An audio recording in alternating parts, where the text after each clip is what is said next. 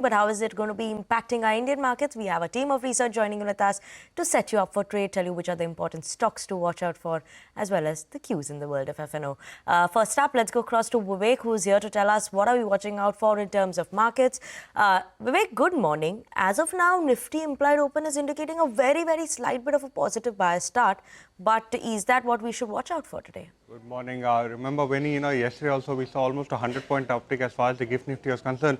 But we all know where the markets ended yesterday. So, that is something that we need to keep an eye out on.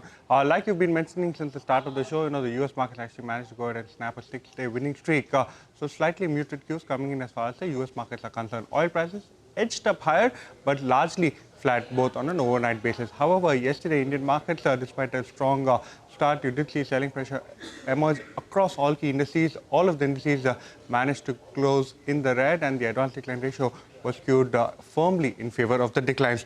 What is it that underperformed? Well, the FMCG pack, the defense pack, as well as the pharma pack. These are some of the key indices that did see selling pressure. And remember, the entire railway basket, all of those stocks were down anywhere between 4 to 6%. So this is another theme that we will need to continue watching out for. Asian markets today are indicating a bit of a mixed start. And like you mentioned, GIFT Nifty indicating a mild positive start for our markets today.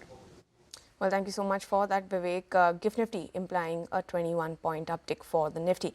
But now over to Upasna, who will now list out the stocks to watch for in today's trading session. Good morning, Upasna. Good morning. First up, let me start with Torrent Pharma. Margin was largely in line. Revenue was better than the estimates. Revenue up about 8%. Margin stood at 32.6% versus 32.2%.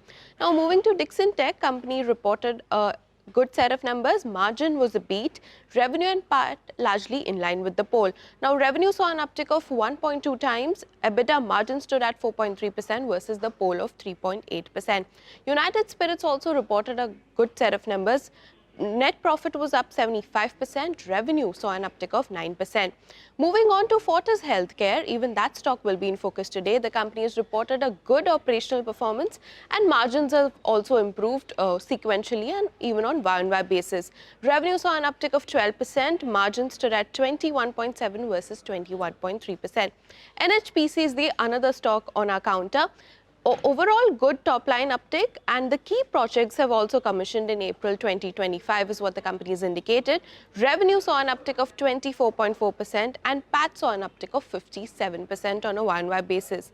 Gland Pharma, overall, it's a miss on revenue and profits, but margins are also lower sequentially. So net profit is down about 3% and revenue is down about 7%. Aster DM Healthcare, even this stock will be in focus as company has reported operationally a good quarter. Revenue an uptick of 2.7%. Margin stood at 19.2% versus 16.4% on a Y-on-Y basis. Aircon International will also be in focus today on the back of the order win. The company has bagged order worth 254 crore from South Western Railway. And lastly, KPR Mills, according to our sources, promoters are likely to sell 3.2% stake in the company via block deal, and offer size is around 1195 crore.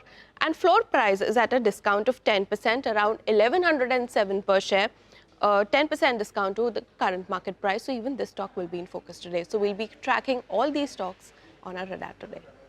Okay, thank you so much for that, Upasna. But we have Mangalam, who's waiting by to tell us what are we watching out for in the world of F&O.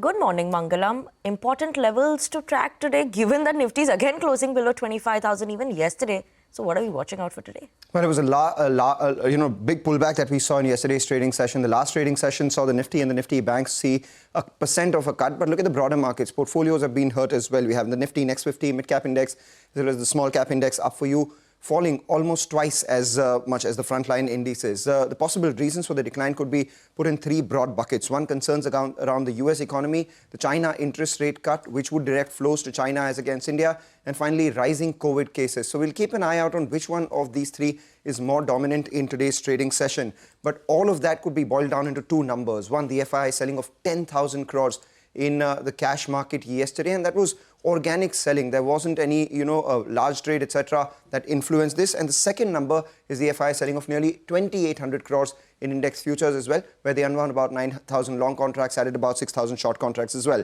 As a result of which, over the last 4 sessions, if you look at the FI long exposure, that's fallen from 46% to 37%, and nut contracts have increased from 13,000 to about 40,000 itself. Yesterday, while the markets fell, those who had written the 25,000 and the 24,900 puts were caught on the wrong side, so they had to unwind their positions as well. That's what we're seeing there. And we saw writing on the 24,700 call and 24,800 call, telling you any rally on the way up would face supply at 24,800 to 24,850. At the lower level, though, 24,500 put writers are fairly active, telling you that's where the support is. There are reasons for the support. Why? The put-call ratio is now moved to the lower end of the range.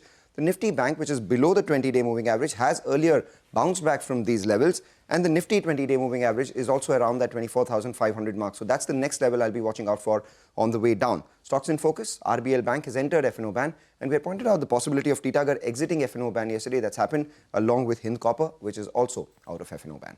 Well, thank you so much for that, Mangalam. But let's